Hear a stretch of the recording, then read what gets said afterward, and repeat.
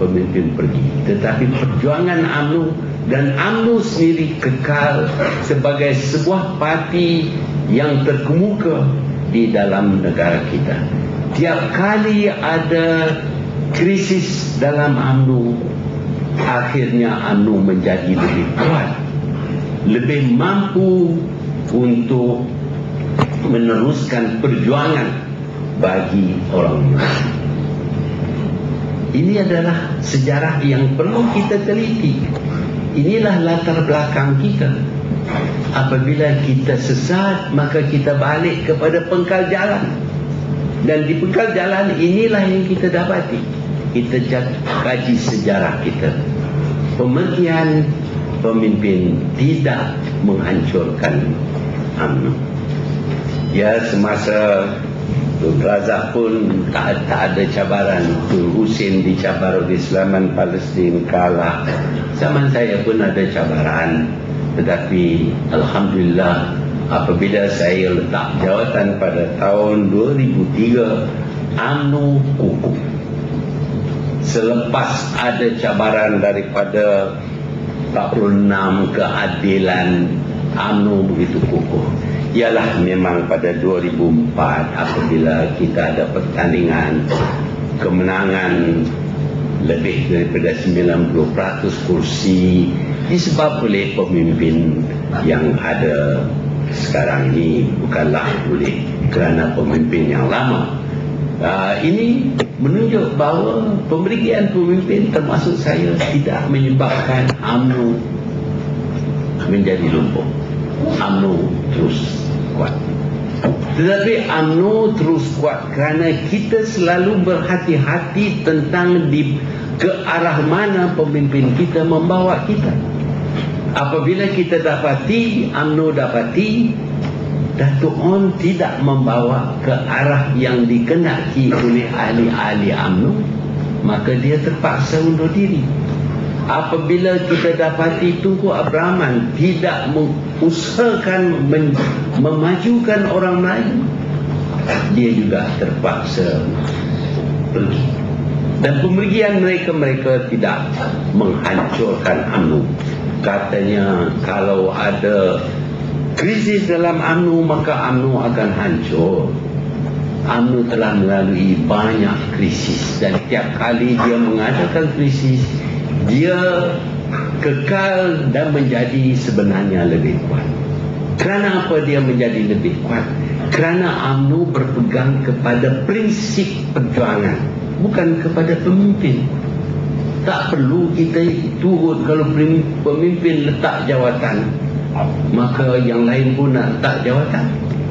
Ada juga orang yang berjanji dengan saya, bila doktor letak jawatan, kami letak jawatan lah. Tapi tak letak.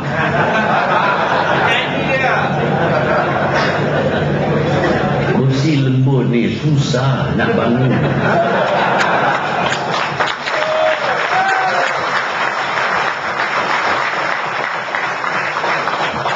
Saya yakin ahli UMNO sudah dewasa, termasuk pemuda pun sudah dewasa. Mereka faham politik, mereka boleh membuat penilaian sendiri, mereka boleh dengar mana-mana pihak bercakap.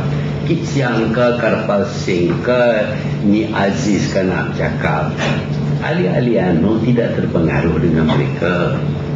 Mereka tahu bagaimana menilai, menentukan antara kaca dengan mereka. Mereka tahu. Saya yakin mereka bukanlah begitu bodoh sehingga hanya boleh diharap mendengar satu hujah saja dan tidak ada hujah yang lain. Dan dengan itu mereka akan berkata, mana titah pada junjung. Saya yakin bahawa kalau kita dipimpin oleh siapa, kita juga harus tahu ke arah mana kita akan pergi. Ini dikehendaki oleh agama kita sendiri. Kita diberitahu bahawa kalaulah imam tadi Kita tahu dalam Islam apabila kita sembahyang di belakang imam dan imam baca salah, menjadi tanggungjawab kita untuk menegur imam.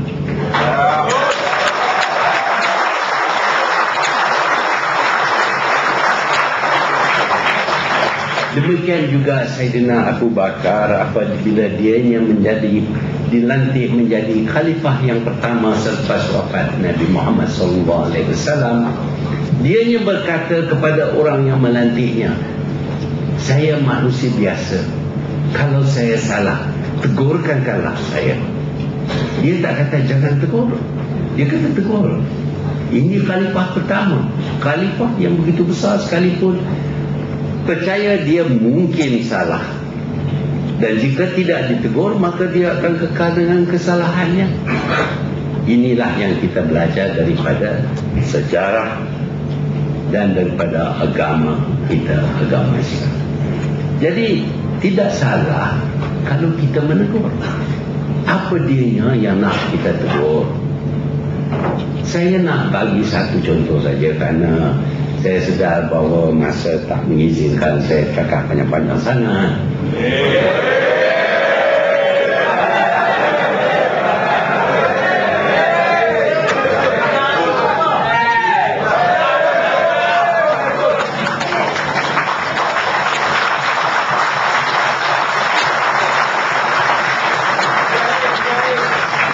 Saudara-saudari, tuan-tuan dan puan-puan sekalian, saya telah sebut tadi tentang perjuangan UMNO, perjuangan orang Melayu.